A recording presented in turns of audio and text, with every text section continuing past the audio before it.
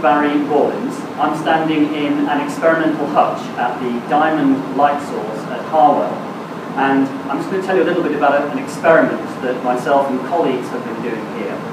We're studying the spatial distribution of organic carbon in the soil, and that's important because we're trying to understand how the carbon in the soil is distributed spatially within the 3D structure of the soil.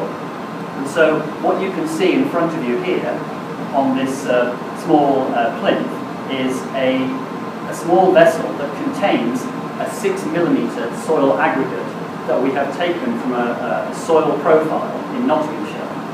And we have put this in the laboratory and used a chemical compound, osmium, to stain where the organic carbon is within that aggregate. And then we brought our samples here to the Diamond Light Source to study them with a high energy synchrotron radiation X-ray beam.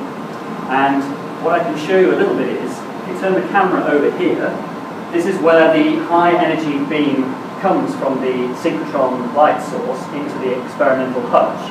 And the X-ray beam passes through here and goes through our soil sample, which is positioned here.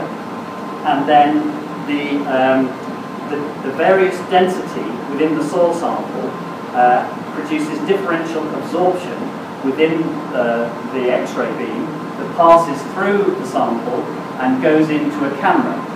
And that essentially can take a 3D cross-sectional image, but maintaining a full 3D section of the sample, and which we can reconstruct. And by doing that, we can start to understand the distribution of the minerals, the pore space, and the organic carbon. And that's important because we're trying to understand where the carbon is in that 3D structure of the sample.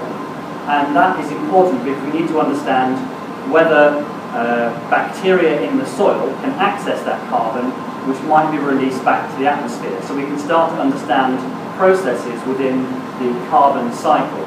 And we've had 10 samples that we've scanned with the X-ray beam, and we're going to study those in detail and try to pick apart this understanding of where the carbon is within the soil.